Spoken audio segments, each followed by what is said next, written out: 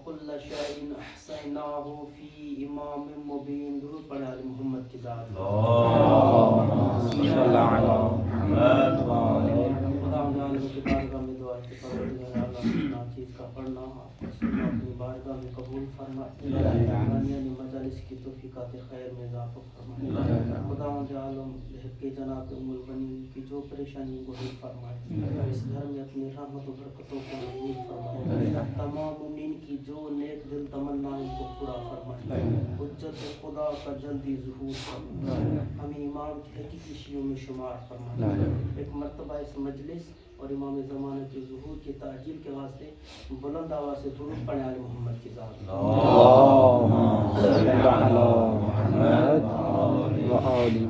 محترم، حکم ہوا تھا کہ آج ہی کے دن اس فرش عزا پر ایک مختصر مجلس عزا رکھی گئی. تو ہم نے آل محمد کی یہ شاید یہی منشا ہے کہ آج ہی کی اس مجلس سے ہم سے یہ نوکری لیں. اور یہ فرش عزا یقیناً ہم یہ نہ سمجھیں کہ ہماری وجہ سے ہے یا ہم ہیں تو فرش عزا ہے، بلکہ یہ فرش عزا ہماری وجہ سے نہیں، ہمارا وجود اس فرش عزا کی وجہ سے باقی ہے.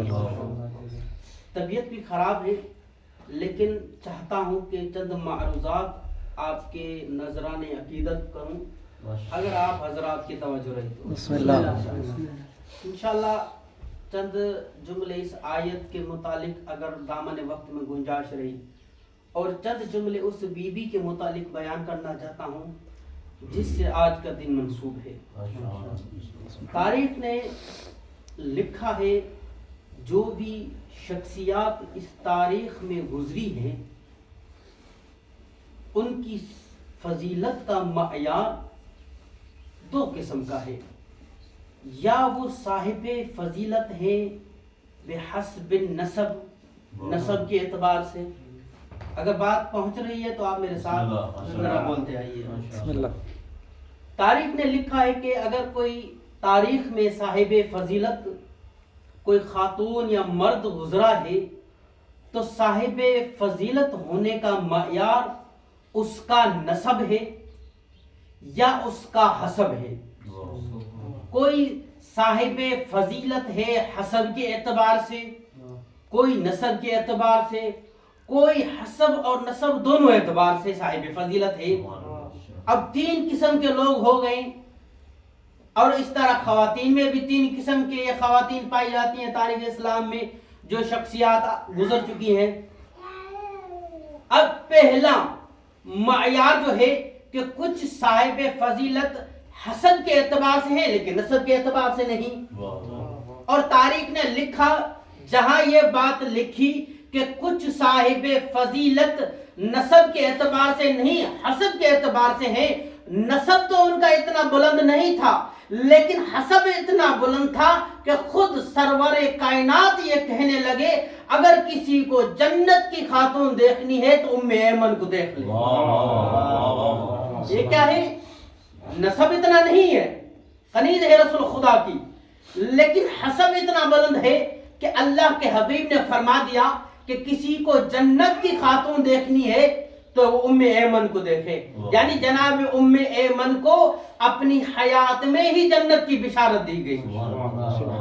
توجہ ہے کہ نہیں؟ بسم اللہ. اب اس اگر جگہ ایک بات آ گئی ہے تو میں آپ کے سامنے بیان کرتا جاؤں کہ اللہ کے حبیب نے فقط جناب ام ایمن کو اپنی زندگی میں یہ خوشخبری نہیں سنائی تھی، بلکہ تاریخ نے لکھا ہے کچھ اور شخصیات بھی ایسی ہیں مردوں میں جن کو اللہ کے حبیب نے زندگی میں جنت کی خوشخبری سنا دی تھی. اللہ کے حبیب نے فرمایا، تاریخ کے جملے ہیں، قادت النامہ میں یہ موجود ہے، اللہ کے حبیب نے فرمایا کہ مردوں میں سے کچھ مرد ایسے ہیں جو جنت کے حقدار ہیں، جنت جن کے لیے مشتاق ہے. توجہ ہے کہ نہیں؟ اب کچھ لوگوں نے سنا کہ بھائی اللہ کے حبیب نے جنت کی بشارت دے دی ہے. اب جو جاگ رہے ہیں ان کے لیے جملہ کہنا چاہتا ہوں. وہ لوگ جو بڑی حسرت میں تھے کہ ہمارے لیے کوئی فضیلت والی آیت نازل ہو جائے یا اللہ کی طرف سے ہمیں کوئی فضیلت مل جائے، جنہیں کبھی کوئی نہ آیت فضیلت والی ملی، نہیں کوئی مقام اور مرتبہ ان کو ملا. تاریخ نے لکھا کہ ایک مرتبہ ملا تھا پھر بھی اللہ نے چھین لیا.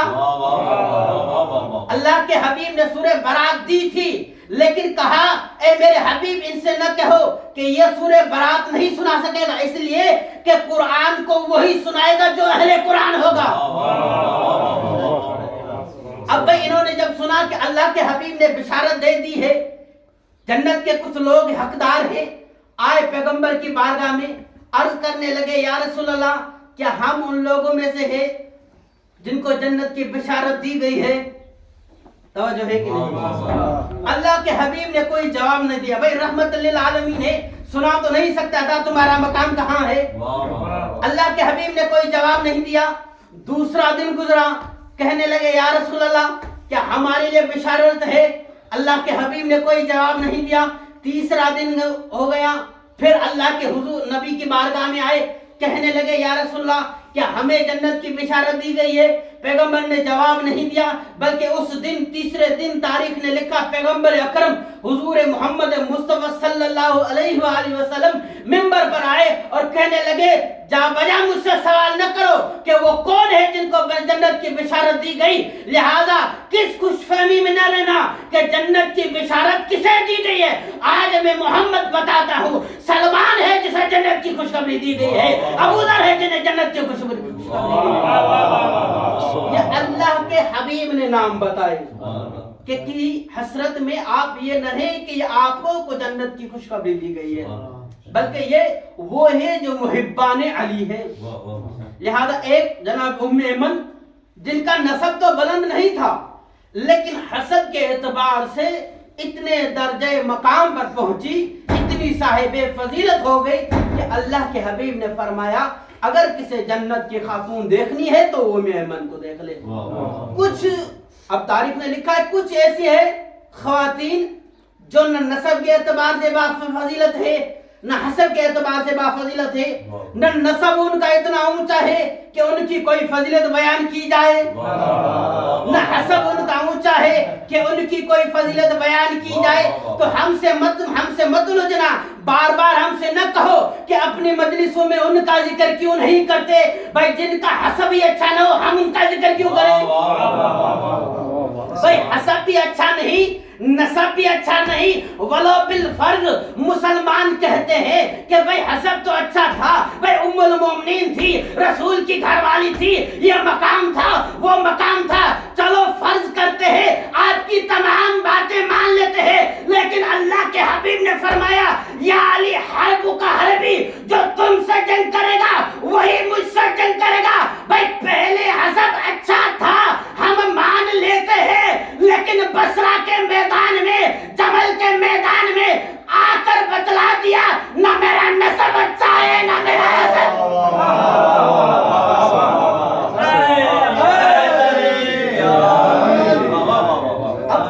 حسب بھی اچھا نہیں، اس لیے کہ اگر حسب اچھا ہوتا تو کبھی وقت کے امام کے خلاف خروج نہیں کرتی. لہذا کچھ خواتین ایسی ہیں جو حسب کے اعتبار سے بھی بافضیلت ہے اور نسب کے اعتبار سے بھی بافضیلت ہے. نسب اتنا اونچا کہ جب علی کی خواہش آ جائے تو علی عقیل کو اس خاندان کی طرف بھیج دیں. اور حسب کیا اونچا ہے اس بیوی کا کہ جسے معصوم نے کہا کہ جب سلام کہو تو کہو السلام علیک یا عزیزت زہرا، جو زہرا کی پیاری ہے. جسے حسنین ماں کہے وہ کتنی با مقام اور با مرتبہ بیوی ہے. درود پڑھنے والے محمد کی ذات. جناب ام البنین کے نسب میں ایک جناب عامر ملتے ہیں، وہاں سے یہ جناب ام البنین کا تقریباً 6 پشت پہلے جاتے ہیں، وہاں سے انہوں نے اسلام کو قبول کیا. اب جناب عامر کے حوالے سے ملتے ہیں کہ کائنات میں علی بن ابی طالب، عربوں میں علی بن ابی طالب کے بعد اگر کوئی شجاع تھا تو وہی تھے جناب عامر کے لیے۔ تاریخ نے لکھا ہے کہ جناب عامر نوجوان تھے، ایک جنگ ہوئی عربوں کے درمیان میں، ایک طرف سے 3-4 قبائل اور ایک طرف سے جناب ام البنین کا جو ماں کی طرف سے قبیلہ تھا ان کے درمیان میں اب یہ جنگ ہوئی ہے۔ جناب عامر تاریخ جملے ہیں، پہلے وہ جوان ہیں، جب میدان جنگ میں آئے تو وہاں ایک بڑا شجاع بہادر تھا جس کے مقابلے میں کوئی نہیں آتا تھا، جناب عامر آئے۔ اب جناب عامر کی یہ جنگ بھی تاریخ نے لکھا ہے پہلی جنگ تھی، جیسے ہی اس کے مقابلے میں آئے جناب عامر، تاریخ نے لکھا ہے کئی سے لوگوں نے کہا کہ عامر ان کے مقابلے میں مت جانا، اس لیے کہ یہ بڑا بہادر ہے، بڑے بڑے بہادر اس کے مقابلے میں نہیں آئے، بس شجاعت ہے یہ ان کی۔ جناب عامر نکل آئے ان کے میدان میں، ان کے مقابلے میں۔ تاریخ نے لکھا ہے جناب عامر نے تلوار نکالی اور جیسے ہی جنگ کرتے کرتے اس بہادر کے قریب پہنچے تو وہاں تلوار اس کے گردن کے قریب رکھی۔ جیسے تلوار گردن کے قریب آئی، کہا عربوں کا اصول یہ ہے ایک کے مقابلے میں ایک آئے، لیکن میں تجھے بتانا چاہتا ہوں کہ اس گھمنڈ میں نہ رہنا کہ تو بڑا بہادر ہے، اب جس کو بلانا چاہتا ہے بلا لے، میں تیری گردن اتار لوں گا۔ اب جیسے ہی جناب عامر نے یہ جملے کہے تو تاریخ نے لکھا کہ اس کے بڑے بڑے بہادر بیٹے تھے، اس نے اپنے بیٹوں کو بلایا، ان کے بیٹے آئے، اب تلوار ان کے گردن پر ہے۔ تاریخ نے لکھا ہے پہلا بیٹا آیا، جناب عامر نے اس کو نیزہ مارا، دوسرا آیا اس کو نیزہ مارا، اب جب تیسرا آ رہا تھا تو اس دشمن نے کہا کہ اس کے مقابلے نہ آنا، یہ ملاعبۃ الاسنا، یہ بڑا نیزہ سوار ہے، یہ بڑا وہ شخص ہے جو نیزے مارنے میں ماہر ہے، اس کے مقابلے میں نہ آنا۔ تاریخ نے لکھا ہے وہی جنگ جو فتح نہ ہونے کا احتمال تھا، لیکن جناب عامر کے ذریعے سے وہی جنگ فتح ہوئی۔ اب جناب عامر کے ذریعے سے وہ جنگ فتح ہوئی، اس کے بعد تاریخ نے لکھا ہے کہ جناب عامر بیمار ہو گئے، اور جب بیمار ہو گئے تو اس نے کچھ ہدایہ اٹھائے، تحفے، اپنے ماموزات ان کا تھا، ان کے ذریعے سے رسول اکرم کی بارگاہ میں بھیجے، کہا کہ یہ رسالت آپ کی بارگاہ میں لے کر جاؤ۔ اب جب وہ لے کر آئے تو رسول اللہ کے سامنے جب تحفے تحائف رکھے، اللہ کے حبیب نے قبول نہیں کیا، اس لیے کہ الظاہر انہوں نے اسلام قبول نہیں کیا تھا، اور پیغمبر اکرم جو الظاہر مسلمان نہ ہو ان سے وہ ہدایہ اور تحفے نہیں لیتے، اس لیے اللہ کے حبیب نے کہا یہ میں نہیں لوں گا۔ پھر اللہ کے حبیب نے اس ربیہ شخص جو ان کا ماموزادہ تھا اس کو بلایا اور کہا میرے قریب آؤ۔ جب ربیہ قریب آیا، تاریخ نے لکھا ہے اللہ کے حبیب نے ایک پانی کا کاسا اٹھایا، پانی کے کاسا اٹھانے کے بعد اپنے قدموں کی خاک اس پانی میں ڈالی، اب قدموں کی خاک پانی میں ڈالی، دہن مبارک پانی میں ڈالا، ڈالنے کے بعد کہا جا کر عامر کو پلا دو۔ تاریخ نے لکھا جب ربیہ یہ لے کر عامر کے پاس آیا، عامر کو کہا کہ پیغمبر نے اپنے قدموں کی خاک اٹھا کر اس پانی میں ڈالی ہے اور اپنا دہن مبارک اس میں ڈالا ہے اور کہا ہے کہ یہ عامر کو پلا دو۔ عامر یہ اٹھا کر سوچنے لگا شاید نبی نے مجھ سے مذاق کی ہے۔ اب بھائی اتنی ربیہ آیا تھا پیغمبر کی بارگاہ میں، لیکن اتنا تو پتا تھا نا، اتنے تو با اخلاق تھے کہ پیغمبر نے جب اپنے قدموں کی خاک ڈالی تو کچھ نہیں کہا، جب دہن مبارک ڈالی کچھ نہیں کہا، بلکہ جیسے ہی حضور نے دیا وہ لے کر چلے گئے۔ یعنی اتنا صاحب اخلاق حسنہ یہ قبیلہ تھا، اس قبیلے کا یہ مقام تھا۔ اب جب جناب عامر کے پاس آئے، لیکن جناب عامر نے یہ سمجھا کوئی مذاق ہے، پھر انہوں نے جب پی لی، تاریخ نے لکھا ہے جیسے ہی قدموں محمد مصطفیٰ کے قدموں والی خاک جو اس پانی میں تھی، دہن مبارک جو اس پانی میں تھا، جیسے ہی عامر نے پیا اس کا جو مرض تھا وہ مرض ختم ہو گیا۔ پیغمبر کے قدموں کی خاک تھی، پانی میں ملی ہوئی تھی، اس نے پی اور اس کا وہ مرض ختم ہو گیا، تو پتا چلا جو خاک مصطفیٰ کے قدموں سے مس ہو جائے وہ خاک نہیں، خاک شفا ہو جاتی ہے۔ تو مسلمانوں مجھے کہنے دو، جو خاک مصطفیٰ کے قدموں سے مس ہو جائے وہ خاک شفا بن جاتی ہے، تو جس خاک میں خون مصطفیٰ مل جائے وہ بطریق اولا خاک شفا بن جائے گا۔ ایک درود پڑھے آل محمد کی ذات پر، اللہم صلی علی محمد۔ اب جناب عامر اسی وقت جیسے ہی شفا یاب ہوئے تو مسلمان ہو گئے۔ اب وقت چلتا گیا اور جناب حزام کے ہاں تاریخ نے لکھا ایک بیٹی پیدا ہوئی، اور جناب حزام نے اس بیٹی کا نام فاطمہ رکھا، اور اس کی جو کنیت ام البنین، اور اس کے بعد تاریخ نے جب علی کے گھر میں جناب ام البنین آئی تو بڑے بڑے القاب عزیزۃ الزہرا، باب الحوائج، باب الکرامہ جیسے القابات ملے۔ تاریخ نے لکھا ہے کہ جیسے جناب ام البنین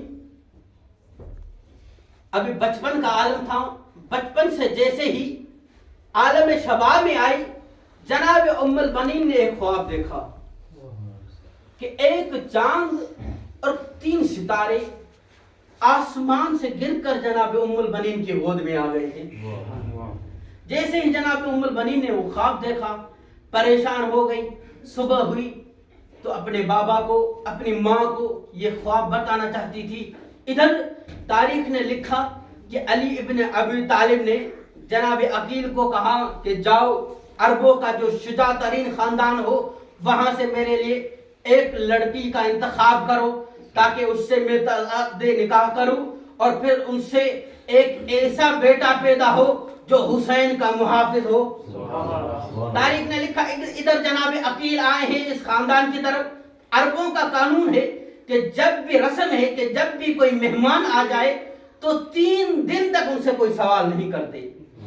جو مہمان نوازی ہوتی ہے وہ 3 دن تک مہمان نوازی کرتے رہتے ہیں، 3 دن کے بعد سوال کرتے ہیں کہ آپ کس امر کی وجہ سے یہاں آنے کی زحمت فرمائے۔ اب 3 دن جناب عقیل مہمان ٹھہرے، کوئی سوال جواب نہیں۔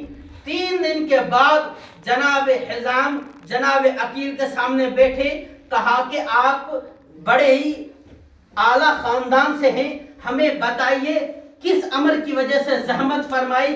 جناب عقیل نے فرمایا میں چاہتا ہوں کہ علی ابن ابی طالب کا عقد آپ کی بیٹی کے ساتھ کروایا جائے۔ جب جناب حزام نے سنا تو کہا اس سے بڑی کوئی میرے لیے فضیلت ہوگی کہ علی میرا داماد بن جائے۔ اب جناب حزام جیسے ہی گھر سے وہاں سے نکلے گھر آ رہے ہیں، تاریخ نے لکھا جیسے ہی گھر کے دروازے پر پہنچے، ابھی گھر میں داخل ہوئے، داخل ہونے کے بعد اس حجرے کے قریب پہنچے جس حجرے میں جناب ام البنین اور ان کی مادر گرامی ہم گفتگو ہے، کلام کر رہی ہے۔ اس وقت جناب حزام دروازے پر کھڑے ہو گئے اور گفتگو کو سننے لگے، آخر میری بیٹی کیا کلام کرنا چاہتی ہے۔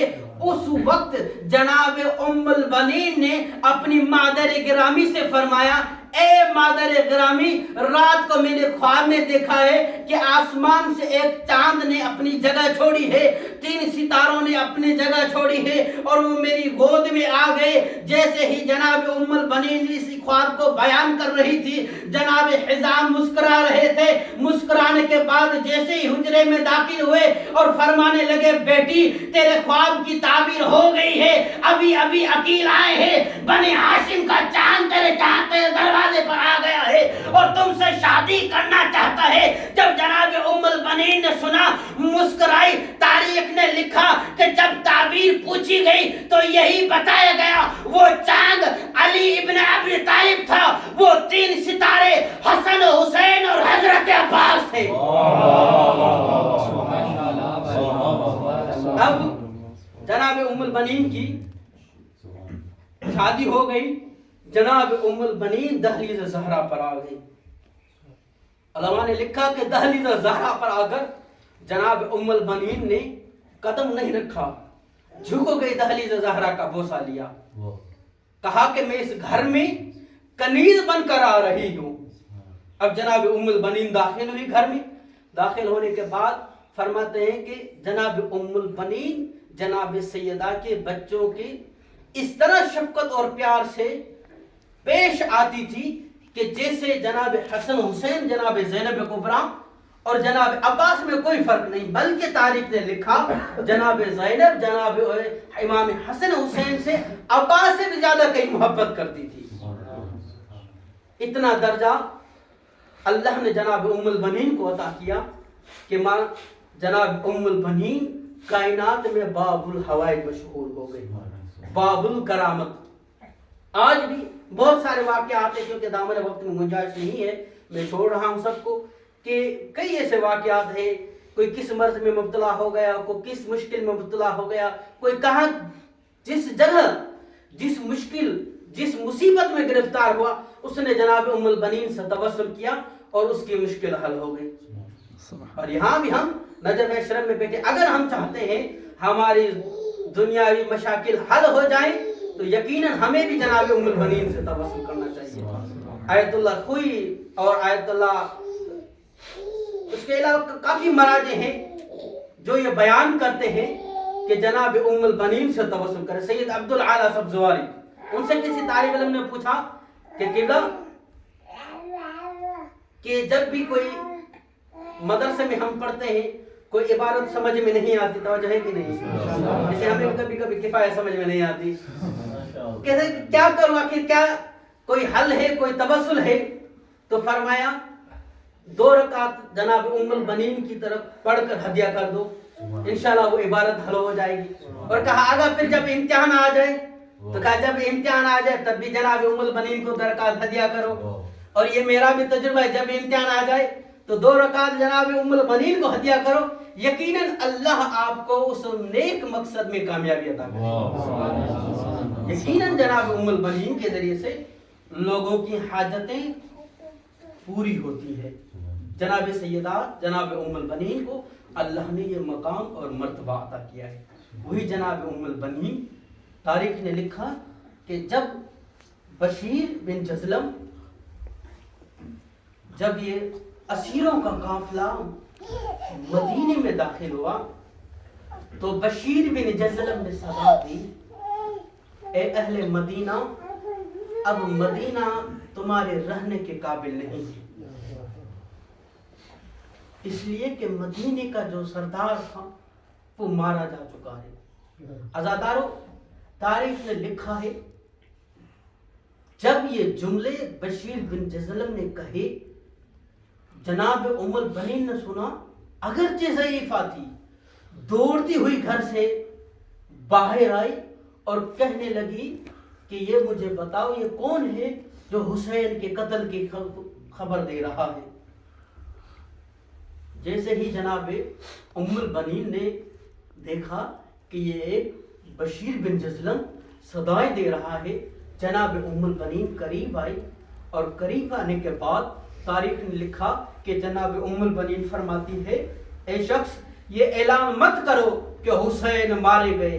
کہا بیوی میں کیا کروں، کربلا میں دیکھ کر آیا ہوں، 70 قدم کے فاصلے پر بہن منتیں کر رہی تھی، حسین کو ظالم قتل کر رہا تھا۔ عزادارو، جب یہ جملے بشیر بن جزلم نے کہے، شہزادی فرماتی ہے، اے بشیر مجھے یقین نہیں جس کا عباس زندہ ہو، کوئی ممکن ہے کہ حسین کو قتل کرے۔ عزادارو، جناب بشیر نے کہا کہ اے شہزادی، نہیں، کربلا میں حسین مارے جا چکے ہیں۔ کہا مجھے یقین نہیں، میرا عباس جب تک زندہ ہے کوئی حسین کو قتل نہیں کر سکتا۔ عزادارو، مصیبت کے جملے ہیں۔ جناب ام البنین سے بشیر نے کہا، بی بی حسین قتل ہو گئے ہیں، لیکن حسین سے پہلے عباس ماری جا چکے ہیں۔ عزادارو، جب جملے یہ جناب ام البنین نے سنے نا، ایک مرتبہ کہنے لگی، بشیر اس طرح نہ کہو کہ عباس مارے جا چکے، مجھے یقین ہے کس میں جرت نہیں میرے بیٹے عباس کو کوئی مارے۔ کہا بتاؤ عباس کو کیسے مارا آ گیا۔ عزادر بشیر کہتا ہے کسی ظالم نے پیچھے سے سر پر گرز مارا، عباس زین سے زمین پر آئے، کہا مجھے یقین نہیں کوئی عباس کے سر پر گرز مارے اور عباس اس کے اس وار کو روک نہ سکے، کہا روکے وہ جس کے بازو سلامت۔ ارے عباس کے بازو پہلے جدا ہو گئے تھے، تاریخ نے لکھا جب یہ سننا تھا ام المؤمنین گش ہو گئی، پھر جب آفاقہ ہوا پوچھا گیا شہزادی آخر کیا سبب ہے کہ بے ہوش ہو گئی؟ ارے کہا روتی سو اس وجہ سے ہو جب کوئی سوار گرتا ہے بازوؤں کے سہارے، ارے میرا عباس بغیر بازوؤں کے منہ کے بل زمین۔ اجرکم اللہ